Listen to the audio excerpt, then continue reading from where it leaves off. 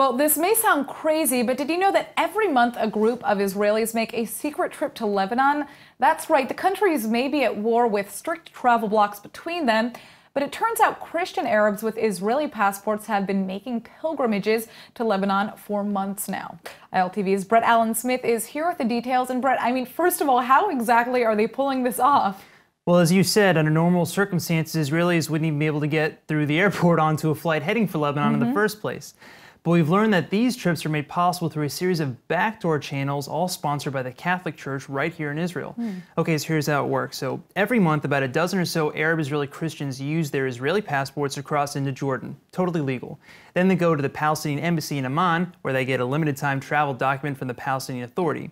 The papers get a stamp from Jordan, which then gets them through the airport and into Lebanon. Wow, and once they're in Lebanon, is there some sort of danger that they face? Well, remember, these are Arab Israeli Christians making the trip for religious purposes to visit holy sites. It's not a state visit.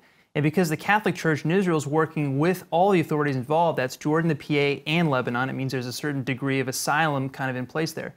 So as long as they don't speak any Arabic with a Hebrew inflection, the pilgrims are more or less going to be safe to make the trip in peace, as you'll see right now in the report.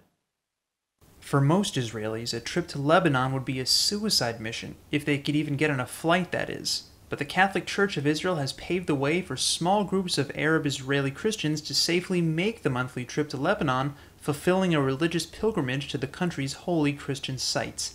The phenomenon is relatively new, but turns out years in the making. The first seeds were sown back in 2014 when Pope Francis visited Israel, accompanied by the head of Lebanon's largest Christian denomination, the first time a Lebanese religious visitor had ever stepped foot in the Jewish state. But these new religious trips to Lebanon likely won't lead to any improved relations. Church leaders from both Israel and Lebanon stress the pilgrimages are purely apolitical.